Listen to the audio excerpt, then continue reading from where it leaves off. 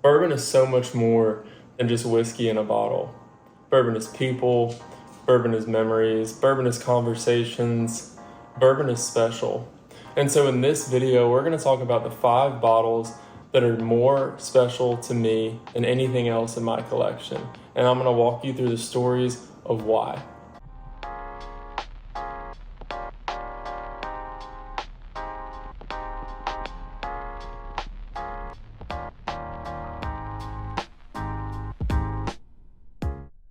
So thank y'all for joining me today. We are going to be talking about the 5 bottles that you could say are the most influential or the most special in my collection. And they're all for different reasons. They're all from varying price points, different distilleries, got them from different places. And I'm going to kind of tell you the story behind each bottle. So I have over 100 bottles, and these 5 are the ones that if I had to pick, these are the 5 that I would want over anything else on my shelf. So without any wait, let's get into the first bottle. The first bottle is an 80 proof standard Basil Hayden. I don't really know anything about it. It's a Basil Hayden straight bourbon whiskey, 80 proof. Why in the world are we talking about this? So when I first turned 21, I was in Nashville, Tennessee.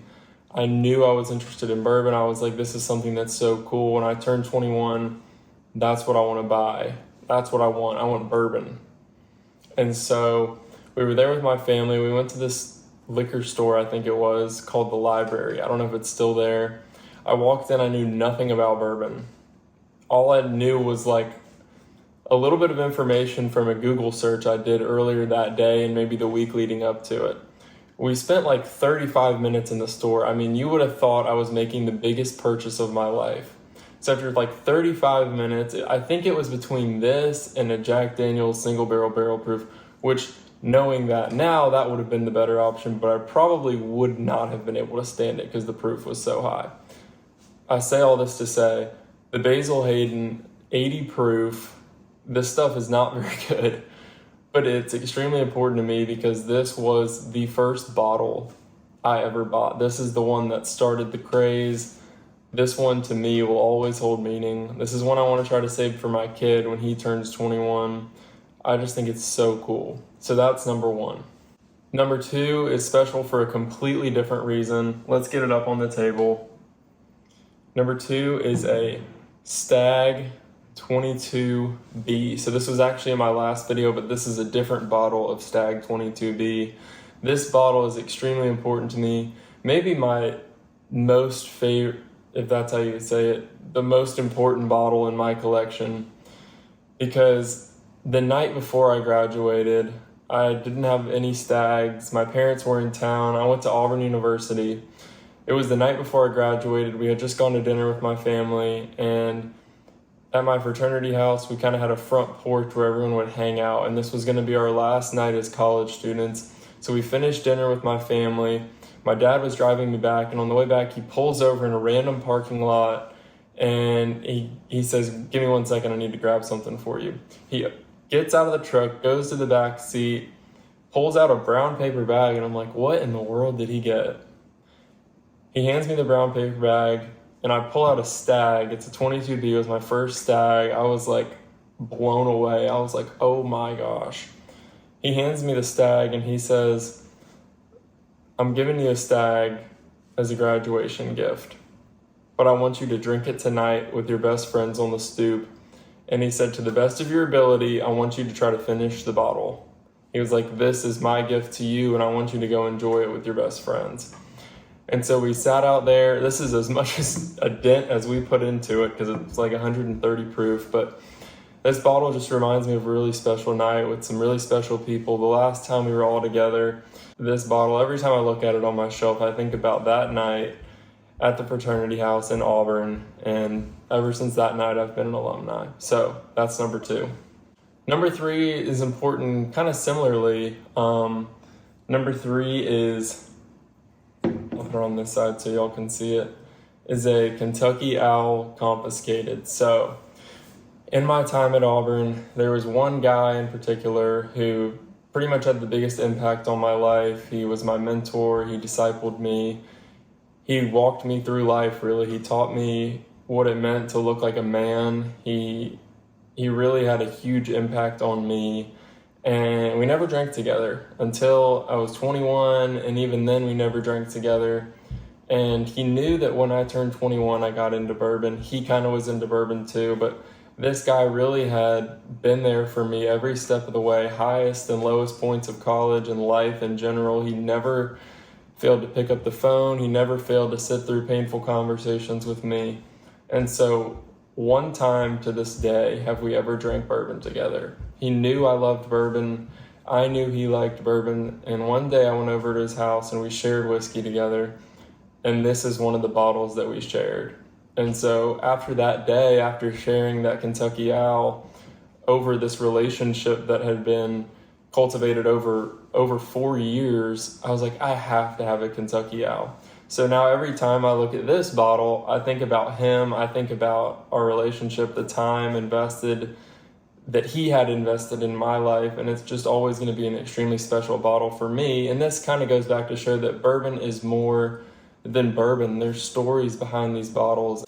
So that's number 3. Number 4 is a little different, but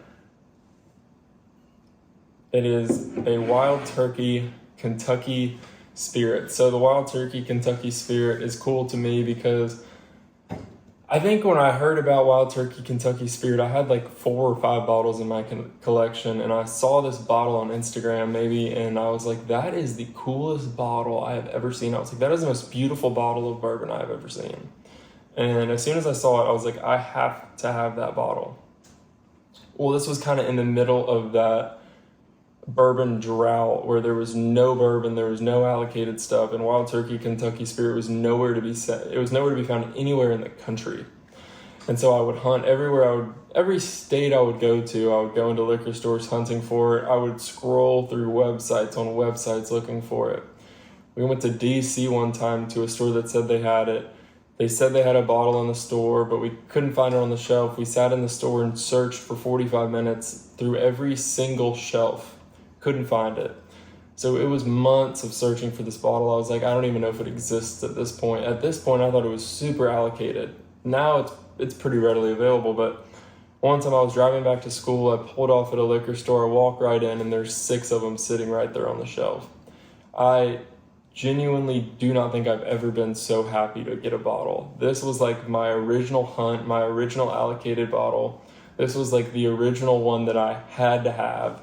And this one too, every time I look at this bottle, I think that was the most rewarding feeling when I finally got to buy that bottle. It's good. I'm really bummed that they changed the label because I think this label is genuinely one of the most beautiful bottles in bourbon. So that's number 4. Number 5 is actually going to tie back into Auburn again. This one's cool just because of the name on it, but this is a Maker's Mark Private Select that was selected for the city of Auburn, and I actually knew 2 of the people that were on the team that picked this bottle. So it's really good, yes, but it's also just really cool because every time I drink it, I think about Auburn, which is just a really special place to me. And I also like to have it whenever Auburn plays in a big football or basketball game. It'll be like my good luck for. So that bottle is really special to me because it kind of ties everything back together from this bottle to this bottle as to how important Auburn was in my time there. So especially knowing 2 of the people that were on the team that picked that bottle makes it a little more personal to me. And whenever I have people over and they see my bourbon collection, for some reason that bottle is always pointed out because it just says Auburn right on the front of it. And everyone seems to think that's cool. So these are my 5 favorite bottles that I own in terms of how special they are to me, in terms of like the meaning in my life. So I kind of wanted to just make this video to talk about bourbon as more than just an allocated hunt, as more than a taste. Bourbon it's a story, it's people. So get out there and share it with people. Make it special because bourbon is special and it deserves to be cherished. And maybe if you haven't thought about this, think back and think to what bottles, are you proud of? Are you looking at on your shelf right now and thinking that bottle is special? Think about that. I think it's really cool to put these memories and these stories on bottles. And then when we open them, we can tell those stories to people we share it with. I think that's all I have for the video today. But as always, thank you all so much for watching.